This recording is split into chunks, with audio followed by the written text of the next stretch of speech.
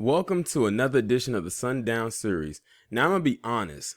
I almost skipped this town because I couldn't find anything on this town to talk about, which is Evansville, Indiana.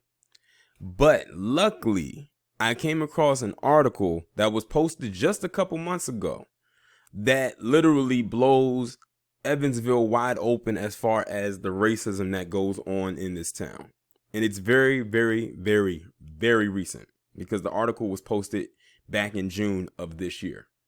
So the article comes from the Courier Press, and the title of it is called "Here Are Several Examples of Systemic Racism in Evansville." The entire symbolic move ratified by several other communities in the wake of massive protests against police brutality and brutal racism that has dogged this country for centuries now was meant as an acknowledgement for nagging problems in Evansville, a kind of down payment on future action. But Elpers couldn't stomach it. He said the fact that Evansville has people of different ethnicities sitting on boards and leading corporations proves that widespread racism doesn't exist here. The resolution ultimately passed 7-1, with Elpers being the lone no vote. It's a bizarre stance to take because you don't have to look hard to spot plenty of examples of systemic racism in Evansville. That doesn't mean the city is worse than others. You can find these problems festering in towns all across America, and that's the problem. Now, the first bullet point they mention is jail population. Black and Hispanic people are more likely to be incarcerated than whites. Any study on the U.S. criminal justice system will tell you that. The NAACP reported that a black man is 5 times more likely to get locked in jail than a white man, even though black people only make up a sliver of the U.S. population. If African Americans and Hispanics were incarcerated at the same rates as whites, prison and jail populations would decline by almost 40%. That kind of disparity exists in the Vanderburgh County Jail, too.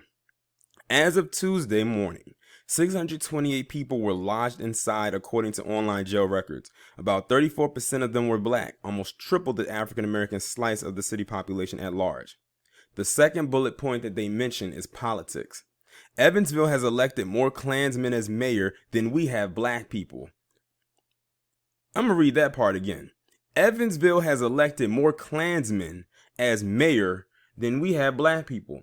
And we keep trying to tell people that the Klansmen have dropped their robes and gave it up for business suits and cop uniforms and judge robes and doctors' coats and all types of other things. Admitted KKK member Herbert Mayles took over in 1925, but in our 208-year history, an African American has never held the city's highest office. Currently, out of 9 city councilors, 3 Vanderburgh County commissioners, and 7 county councilors, only 2 are black: City Council President Alex Burton and County Councilor Stephanie Terry. Zooming out, Indiana has never elected a black governor or black senator, and since 1816, of the 185 souls the state has sent to the U.S. House of Representatives, only 3 were black. None of them represented Evansville. The next bullet point that they talk about is housing. With a 4-4 vote on Monday, city councilors gummed up a request from the Memorial Community Development Corporation for $400,000 in grant money from the city's Affordable Housing Trust Fund. The group hoped to build 10 homes in 3 majority black census tracts. Director of the Department of Metropolitan Development, Kelly Correz, pointed out the irony of the botched vote right after Elpers claimed systemic racism doesn't exist in Evansville. The harshest criticism, though, came from Reverend Adrian Brooks.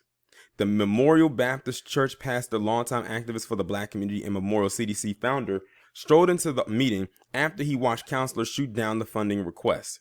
He praised Sarita Cabell, Memorial's CDC's executive director, Rashida Ajibade, I probably messed up her name, program development director, for their efforts. Then he ripped the city councils for always leaping at the chance to stuff millions into a downtown hotel, but balking when it came time to help people who actually need it. This was a chance to do something beyond passing a bland, symbolic gesture, he said, and counselors lacked the will to do it. You had two UE graduates, African American females, running an organization that has a major impact on the African American community, and you voted it down, he said. Am I mad? Hell yes, I'm mad. I found the best to present to you, and you kicked them out the door. Of course, Monday was far from the first time the council dragged its feet to promote home ownership in black neighborhoods.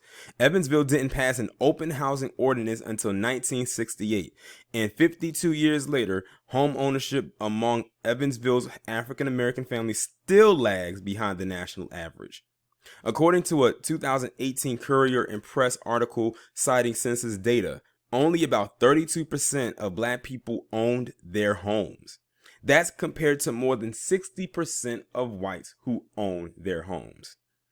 Nationally, home ownership rates are about 40% for African Americans. Diane Clements Boyd, director of the Evansville Vanderburgh County Human Relations Commission, told the CNP in 2018.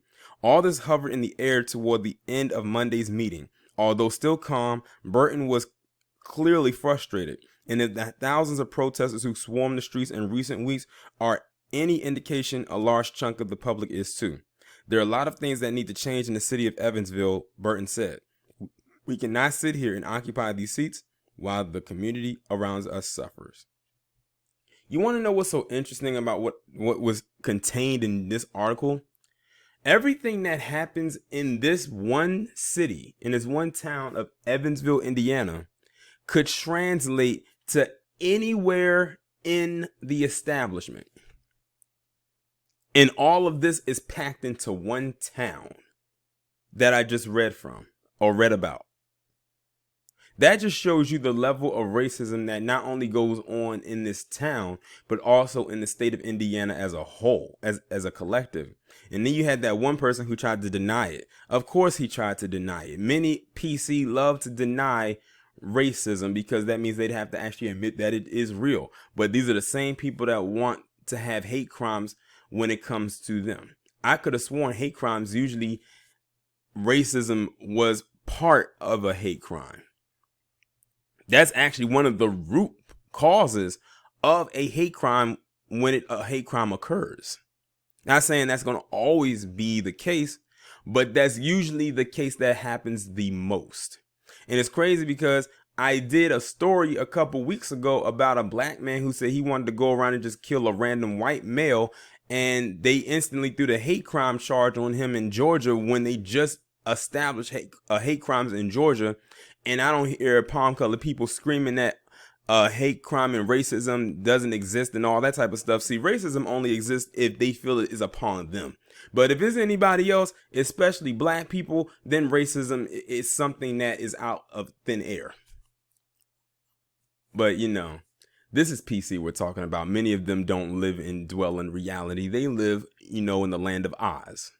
But y'all let me know what y'all think about my coverage of this town of Evansville down in the comments. And also, have you ever heard of Evansville? I know that many of my subscribers, when it comes to these stories, y'all tend to, you know, tell me about your adventures and journeys through these towns, because I have some people who are truckers and they drive through these towns, so they can pretty much give some backup to the stuff that I'm talking about.